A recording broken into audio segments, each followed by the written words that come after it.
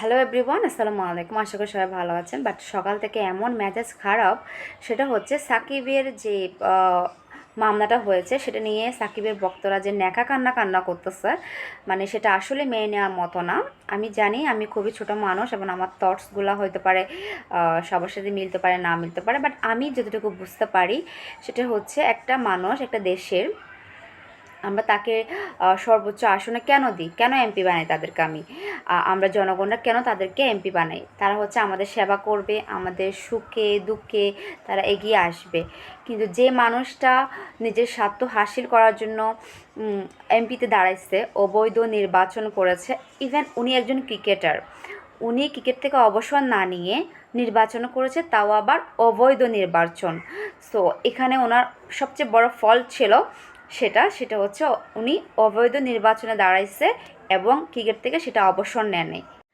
আর আমরা জানি যে একটা মানুষ একটা দেশে দুইটা কাজ কখনো করতে পারে না, সেটা কখনো কোনো দেশে হয় না। হয় তোমাকে ক্রিকেট থেকে অবসর নিতে হবে, তখন তুমি এমপি হবা, আর না হয় এমপি হবা, ক্রিকেট খেলবে না। এই যে কোনো একটা কাজ করতে হতো, কিন্তু আমাদের দেশে কোনো নিয়ম কোনো কিছুই ছিল না। সরকার যা ইচ্ছা তাই করছে, সেটা আমরা সবাই জানি। স্বৈরাচার সরকার তো এমনি এমনি বলা হয় না। এই যে দুইটা নিয়ম, সাকিবকে আবার খেলার পারমিশন দিয়েছে, অ্যান্ড আবার সাথে এমপিও, সে বেতন নিচ্ছে। ভাই, এমপি কোনো কাজ কি সে করেছে? কিচ্ছু করার নেই। সে সবসময় ক্রিকেটের মধ্যে দৌড়াদৌড়ি করছে। তা তুমি ক্রিকেট নিয়ে থাকতা, তোমাকে এমপিতে আসতে কে বললো? ওকে, আমরা কেন এমপি বানাই? আমরা জনগণ কেন ভোট দিব তোমাকে? তুমি আমাদের দেশের সেবা করবা, আমাদের কষ্ট, আমাদের যেটা আমাদের দাবি সেটা তুমি মেনে নিবা। হ্যাঁ, আমাদের তাহলে তুমি যে এই যে জুলাই অগাস্ট হত্যাকাণ্ডগুলো হচ্ছিল, তুমি চুপচাপ সেটা মেনে নিয়েছে এবং তুমি প্রমাণ করছো তুমি এই হত্যাকাণ্ডের পক্ষে ছিলে।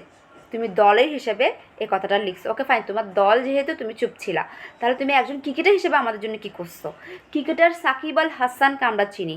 হ্যাঁ, তোমাকে এই জন্য তোমার নির্বাচনে দাঁড়াইছো, তুমি তো অবৈধ নির্বাচন, বাট এটা তো ভোটের মাধ্যমে হয়নি, যে কারণে হয়েছে, কিন্তু তুমি ক্রিকেটার সাকিব আল হাসান হিসেবে আমাদের জন্য কী করছো? আমাদের যে ভক্তরা আছি তাদের জন্য কী করছো? কিছুই করো নাই। বরং উল্টা যখন একটা ভক্ত জিজ্ঞেস করছে আপনি এই যে গণহত্যা চলতেছে এখন আপনি কি করবেন, তখন উল্টা আপনি তাকে জিজ্ঞেস করছেন যে সে কি করছে। একটা মানুষ, একটা নাগরিক, দেশের একজন সর্বোচ্চ তোমাকে জায়গা দিয়েছে এমপি হিসাবে, আর তুমি একজন মানুষকে এইভাবে কথা বলো? এটা কখনোই সম্ভব একজন ভালো মানুষের পক্ষে? আমরা তোমার থেকে কিছুই পাইনি। তুমি আমাদের দেশকে রিপ্রেজেন্ট করেছো, তুমি একসময় ভালো খেলো, একসময় ভালো খেলো না। ইভেন তুমি এটা বলো নাই, তার মানে হচ্ছে তুমি হচ্ছে এই গণহত্যাকে সাপোর্ট করেছো। ইভেন আমরা জানি যে আর্জেন্টিনা বড় বড় প্লেয়াররা, আমাদের বাইরের দেশে অনেক ব্লগার বা অনেক বড় বড় কন্টেন্ট ক্রিয়েটার, সবগুলা ক্রিকেটার, আর্জেন্টিনা ক্রিকেটার সবাই আমাদের আমাদের আন্দোলনকে সাপোর্ট করেছে। কিন্তু তুমি কি করছো? সাপোর্ট তো করোই নাই, চুপ থেকে গণহত্যাকে সাপোর্ট করছো। সো এটার দায়ভার তো তোমাকে নিতেই হবে, এতটুকু কমন সেন্স আমি বুঝতেছি না যে কেন মানুষের আসতেছে না। সো আমি মনে করি হচ্ছে সাকিবকে দেশে এনে সুষ্ঠু বিচার করা উচিত, এবং সে কেন চুপ ছিল এবং কী কারণে আমাদের দেশের গণহত্যা চলতেছে সেটা নিয়ে কোনো কথা বলা নাই, তাকে অবশ্যই জানানো উচিত। মানে সে অবশ্যই এটা জবাব দিবে, কারণ আমরা ভক্তি হিসেবেও চাই সে জবাব দিক। আর যারা অন্ধ ভক্তের মতো বলতেছেন হ্যান ত্যান, মানে এরকম করতেছে সেরকম করতেছে, তাদেরকে বলবো ভাই একটু বিবেক দিয়ে কথা বলেন, একটু সেন্স নিয়ে কথা বলেন, যে তাই সে কী করছে, আপনাদের জন্য কী করছে? আপনারা তো একজন ভক্ত, তাহলে আপনাদের জন্য কী করলো? কিছুই তো করার নেই। আপনারা তার দিকে তাকাইছিলেন।